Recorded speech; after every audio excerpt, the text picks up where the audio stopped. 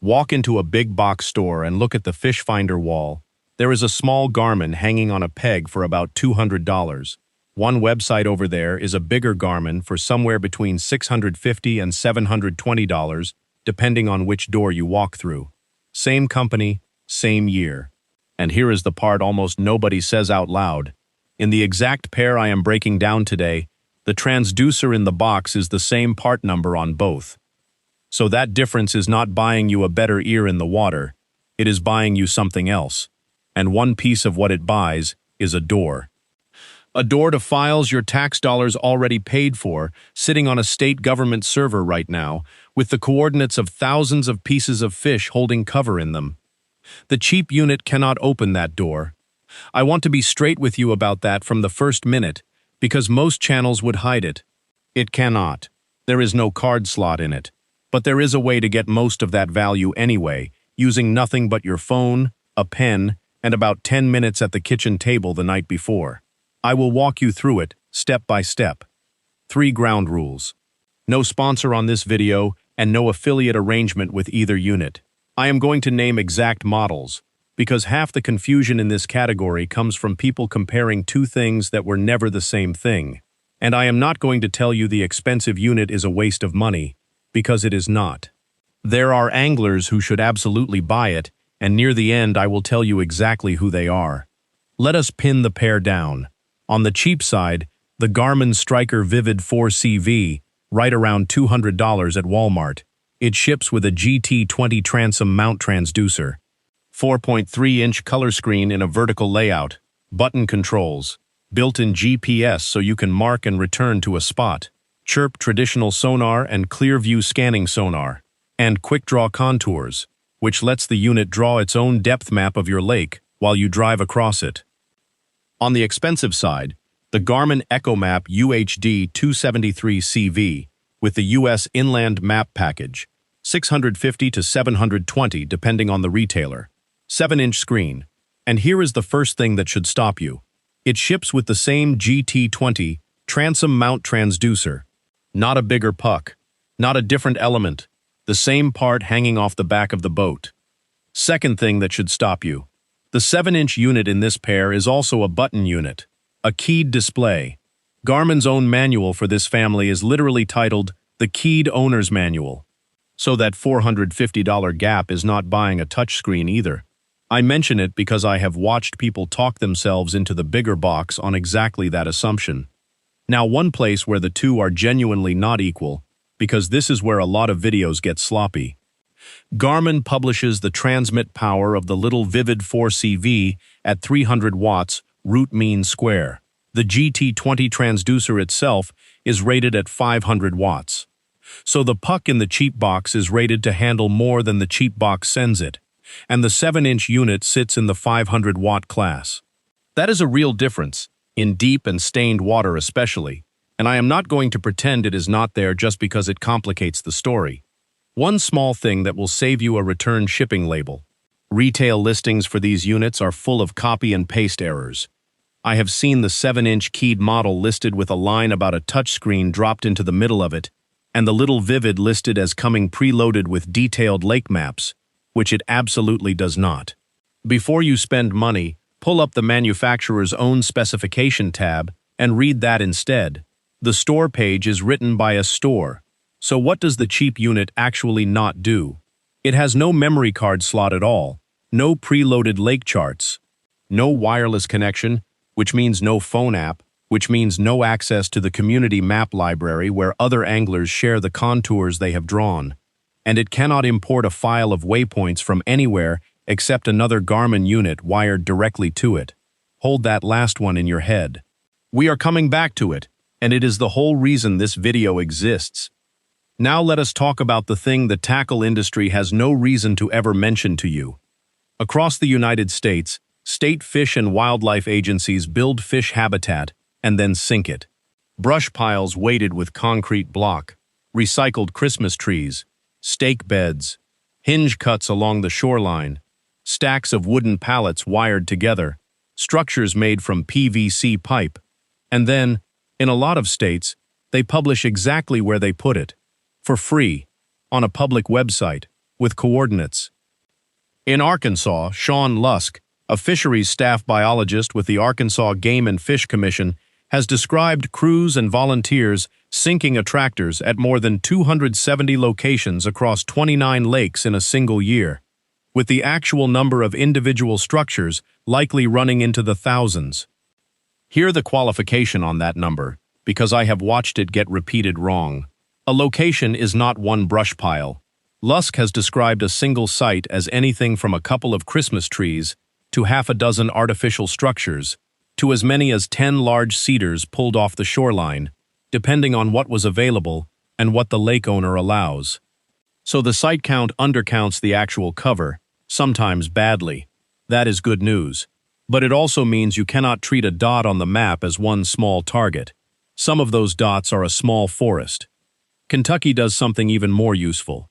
Its Department of Fish and Wildlife Resources publishes a list of lakes with attractors, and for each one you can click through to a map where every structure carries its location, its type, its latitude, and its longitude in 3 different coordinate formats. They also offer a downloadable file in the GPS exchange format. And they tell you plainly that older depth finders may struggle with large numbers of waypoints, and that some units have a hard limit on how many you can import. Texas Parks and Wildlife publishes the habitat structures in its major reservoirs in 4 different file formats, and gives one instruction that will save you a frustrating morning. Set your fish finder's position format to decimal degrees before you load anything. Missouri packages theirs as compressed files you unzip and transfer. Florida, Ohio, and South Carolina all run their own versions. So here is the question. Why has nobody at a counter ever mentioned this to you? Because nobody makes a nickel on it. There is no commission on a government file and no shelf space for a free download. A brush pile a state biologist sank 3 years ago cannot be patented, cannot be bottled, cannot be re-released next spring in a new color. It has no season, no display case, and no sales rep. Some of the highest value freshwater intelligence in the country is sitting in a public records folder, and the retail apparatus of this sport is structurally incapable of caring. That is the good news. Now here is the wall. You cannot load that file into the $200 unit. Full stop. I read Garmin's own owner's manuals for both families, and the difference is stark enough that it is almost funny. Both manuals contain a section with the exact same title, Sharing and Managing User Data. In the Striker manual, that section has 2 items under it. 2. It tells you that you can share waypoints with another compatible Garmin unit by connecting the blue and brown wires on the power cable, or by buying a user data sharing cable if the units are mounted too far apart. That is the entire list. No memory card because there is no memory card slot. Open the same section in the echomap manual for the 7-inch keyed family, and there are 8 items under it. Copying user data from a memory card. Copying all user data to a memory card. Selecting a file type for third-party waypoints and routes, which is where you tell the unit to read the GPS exchange format instead of Garmin's own. Backing up to a computer, restoring from a computer, and so on. Same heading, same manufacturer. Same year. One of them has a door in it and one of them does not. So when I said at the top that there is one feature the cheap unit flatly does not have, that is it. It is not the screen. It is not the imaging. It is the data door. And I would rather tell you that at minute 9 than let you buy something on the strength of a promise I could not keep.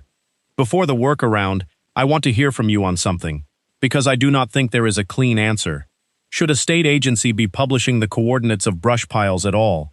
One side says the public paid for that habitat, the data belongs to the public, and hoarding it quietly only rewards people who already own a big boat and a big screen. The other side says the moment a spot goes on a public map, it gets hammered flat, and the crappie that used to stack on it in October are gone by the second season. I have watched anglers argue this at boat ramps for years, and I have never seen anybody change their mind.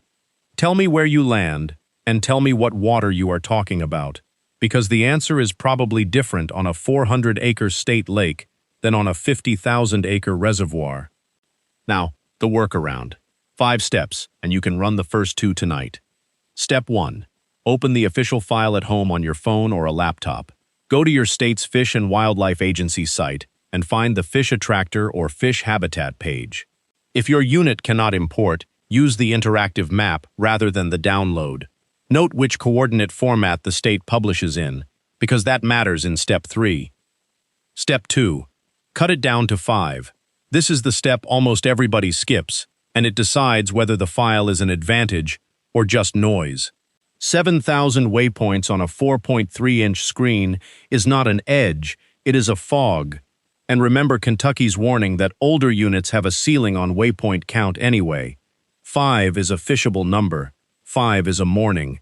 4 filters, and 3 of them come straight from the biologists who sank the structures.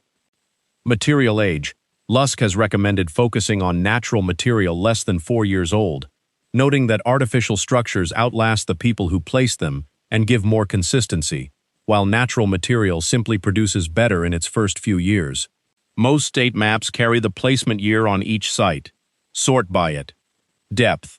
Lusk has noted that most of the attractors his agency places sit deeper than 10 feet, especially on Army Corps of Engineers reservoirs. In August, that is where you want to be looking anyway. The layer. He has also pointed at attractors sitting just above the thermocline, where warm surface water meets the colder water underneath, because that band holds the coolest water still carrying decent oxygen. Finding that layer is its own subject, and I have covered it elsewhere. For now, when you have 2 candidate piles at different depths, take the shallower one that still sits under that band. 4th filter, and this one is mine, not a biologist's. Distance from the boat ramp. Every published waypoint within sight of a ramp has been fished by everyone who downloaded the same file you did. Take the ones that require a run. Pressure is a resource, and most people spend it in the first half mile. Step 3. Key the coordinates in by hand. On the striker, it is user data, then waypoints, then new waypoint, then enter coordinates. Garmin's manual confirms that path. Before you type anything, check your unit's position format against what the state published. Get that wrong and you will not see an error message. You will get a waypoint in the wrong place and spend an hour idling over open mud wondering why the state lied to you. 5 waypoints, typed carefully. Takes about 4 minutes. Step 4. Run a cross pattern over the mark. Do not idle up to the dot and stare. Come across it slowly on one heading, then turn and come across it again at a right angle. You are trying to find the footprint, not clip the edge of it. Set your depth range manually to just below the bottom instead of leaving it on automatic. Step 5. Mark the truth and delete the guess. The published coordinate is where the structure went over the side of a boat. It is not necessarily where it settled, and it is definitely not where it sits after 3 years of current and a few drawdowns. When you find the strongest return, save your own waypoint right there, with the depth and material type in the name. Then delete the state's original point so you never confuse the two again. And here is the honest limit of what your screen can tell you at that moment. The state's data tells you what the structure is. Kentucky's map will tell you whether you are sitting on a stake bed, a pallet stack, or a PVC structure. That is metadata. A sonar screen cannot give you. What your 2-dimensional sonar can do is confirm something is still down there, tell you how far it rises off the bottom, give you a relative sense of how dense it is, and let you find the strongest part of it. That is the honest division of labor. The state tells you what it is. The sonar tells you whether it is still there. If you want to identify material from the screen itself, that is a job for down imaging or side imaging, and it is one of the real arguments for stepping up in price. Which brings us to the last section. So what is that $450 actually buying? Start with the screen, because it is the thing everybody thinks they understand and almost nobody has done the arithmetic on. The little Vivid 4CV runs a resolution of 272 by 480 pixels in a vertical layout. The 7-inch echomap runs 800 by 480. Look at those two numbers again. 480, 480. On a sonar display, the vertical column of pixels is what sets your depth resolution. More pixels down the column means each pixel represents less water, which means two targets closer together can still be drawn as two separate marks instead of one blob. The horizontal count is time. It sets how long a return stays on screen before it scrolls off the edge, and it sets how much room you have to run a split screen. Which means, in this specific pair, the extra money is not buying you one single pixel of additional depth resolution. Both units draw the water column with the same 480 pixels. What the money buys is history. 272 columns of scroll versus 800. That is genuinely useful, especially if you like to look back at what you just drove over, and especially if you want sonar and a map side by side. But it is not what people think they are buying. They think they are buying a sharper look at the fish. They are buying a longer memory of them. While we are here, a free trick that costs nothing on whatever unit you already own. Your depth range setting is a resolution multiplier. If your bottom is at 20 feet and your unit is showing you a 60-foot range on automatic, you are throwing away 2/3 of your pixels on empty water. Set the range manually to about 25 feet, and every pixel in that column suddenly represents less than half the water it did a second ago. Same screen, same money. Roughly triple the detail in the zone you actually care about. Nobody sells that, so nobody says it. Now the things the money genuinely does buy, and I want to give these a fair hearing. It buys preloaded charts. The 7-inch unit comes with Garmin's inland mapping already on it, covering thousands of lakes with contour detail down to 1 foot. If you fish new water, that is worth real money on the first trip. One caveat before you are surprised by it. These packages ship with a 1-year subscription to chart updates, and after that year, you are looking at a renewal to stay current. The chart is yours. The updates are rented. It buys wireless connectivity and the phone app, which unlocks the community map library, where anglers share contours they have drawn. The 4-inch unit has no radio in it, so it can create its own maps, but it can never receive anyone else's. And it buys the card slot, which, as we established, is the door. If you are actually going to use published habitat data at volume across several lakes, that door is the strongest argument in this entire video for spending the money. So who should buy what? Let me be specific instead of diplomatic. Bank, dock, or small pond. Do not buy either of these. Buy a castable sonar ball for around $150, or the version with position marking for around $200. And use your phone as the screen. You are not mounting anything. Kayak, John boat, or one home lake you already know. Buy the $200 Vivid. Draw your own contours over 2 seasons and you will end up with a better map of that lake than any card can sell you, because it will be a map of the water you actually fish. Use the hand-keyed workflow for habitat data. Several lakes, unfamiliar water, or multiple species through the year. Step up to something with a wireless radio and preloaded charts. That is where the extra money starts converting into fish instead of into glass. Big reservoirs, hunting offshore structure without driving over every inch of it. You need side imaging, and that is a more expensive conversation than this one. Tournaments, none of this applies to you, and you should check your organization's rules on electronics before you buy anything, because those rules have been moving. 2 housekeeping notes before I let you go, and neither one is optional. Do not anchor on a fish attractor. Florida's wildlife agency says this plainly, and the reasoning is obvious once you hear it. An anchor drags brush and panels out of position and slowly destroys the thing you came to fish. Ease up on the trolling motor and hold off it. And do not take this as permission to sink your own structure. Placing material in public water can require a permit. Littering laws still apply, and the rules differ by state and sometimes by lake, depending on who owns the bottom, which is the general point. Seasons, limits, protected species, where you may and may not fish, all of it changes by state and by county, and sometimes by the individual body of water. Check your state and local regulations before you go, every trip. It is the cheapest insurance in this sport. Here is where I land after all of that. The data gets you to the right neighborhood. A $200 sonar confirms you are at the right house, and nothing on any screen at any price makes the fish open its mouth. That last part is still on you, and it is still the part that takes years. The $700 unit is a better tool. I am not going to insult you by pretending otherwise, but it is better for reasons that have almost nothing to do with the phrase people reach for when they justify it, which is that it finds fish better. In this pair, it hears the water through the same transducer. What it really sells you is a door to information, a longer memory of what you drove over, and a map you did not have to draw. Those are real. Decide whether they are worth $450 to the way you actually fish, not to the way you fish in the version of your life where every weekend is free. If this changed what you were about to put in a cart, subscribe. That is the only thing I will ask you for. This channel goes looking for the things nobody has a commercial reason to tell you, and there are a lot more of them than you would think.